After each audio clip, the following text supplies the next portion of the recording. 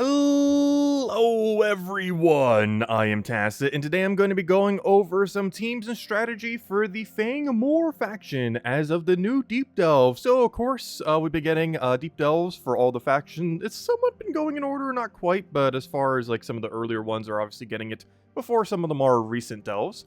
As far as Deep Delves are concerned, of course, whenever ends up one coming around, that means you can start now spending 2 of your sigils per day instead of 1, in order to end up getting the extra guaranteed little treasure room here with the gnome, as well as just having a different layout. This layout actually is more beneficial than the default one, having 4 circles. Basically, in both these 2 delve layouts, they have a circle. Each one of these is a treasure room. So this one's a treasure room, this one's a treasure room, this one's a treasure room, and then this one's a treasure room. So very similar to its actual delve.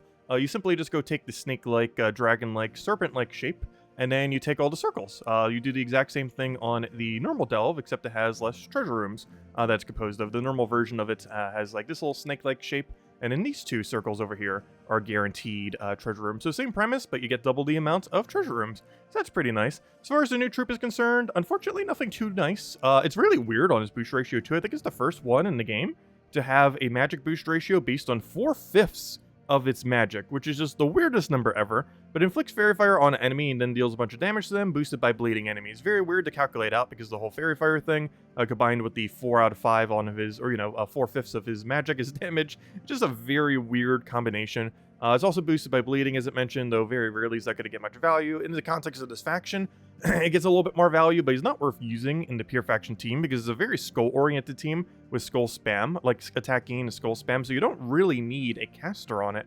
A little bit weird that he got Fairy Fire and everything. If anything, it'd be better if he was like a Hunter's Mark applier, as that would synergize pretty well with what the other ones already do. But for whatever reason, he does have Fairy Fire, which is kind of just in the middle of nowhere and doesn't really do anything, both in the context of the faction and outside of it. However, there is one thing it does. Of course, this faction is associated to that of the, if we zoom out a little bit here, it is associated to that of Kedar. So that does bring Kedar to 24 star in combination with the new mythic that we ended up getting the other day. So you could do that in combination with the troop. Unfortunately, the weapon for buying out this place is pretty underwhelming, but you can still end up getting it for completionist purposes.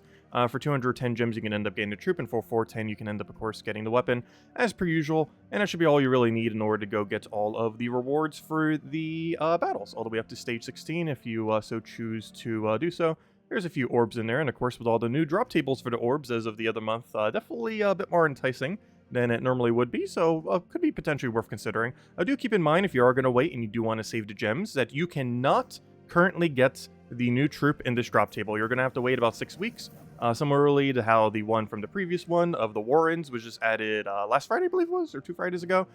Similarly, this won't be around until about like 6-ish weeks from now, probably about mid-March you can kind of expect. By then, we will end up having this troop in this portal drop table, so do not try opening it now. For it, you can only currently get it from the event, but around mid-March or so, you will be able to go get it simply with your shards if you don't want to invest any gems into getting it now. Anyways, let's just briefly go over the team. So, of course, for the lower level range, we have ourselves a Ronin build. Unfortunately, we don't have any kind of super mana accumulator for it, but with explosion gems, it's honestly not that big a deal. You're just looking to get Ronin to full mana, cast, and to just win. You have Black Manacle for some extra backup support, though you can also run Urskia Shield if you want to bring it a little bit further. And of course, you also have Marilith here for mana accumulation, and just a standard 50% mana start to make sure that Rowan ends up getting up half as quick because it's an elemental, and it gives 50% mana start to all elementals. As far as the higher range, we actually mentioned this one earlier on the Monday video. However, I did want to re-mention it since we just had the Warden event pretty recently.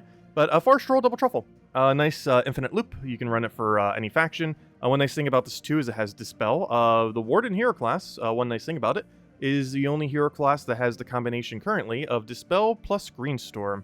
There's a small chance that the next hero class might be getting that, the one for the Wargear Kingdom, as these both are kind of Wargear based, or from a Wargear based kingdom, and it is possible that they'll both have Guardian and Forest Tree made with a different tree. However, as it currently stands, this is the only one that has Greenstorm to Dispel, which is very beneficial, as the Greenstorm helps you truly get the infinite loop. And it also allows you to have this spell so you don't have to worry about Submerge, as there is quite a lot of Submerge in the Underworld, mostly due to that one room, that one tier 5 room, that gives every single enemy Submerge after they cast, and if they have an Empower, well, they're getting Submerge turn 1. So it's nice to have Dispel just to be able to get rid of that and just be able to handle everything.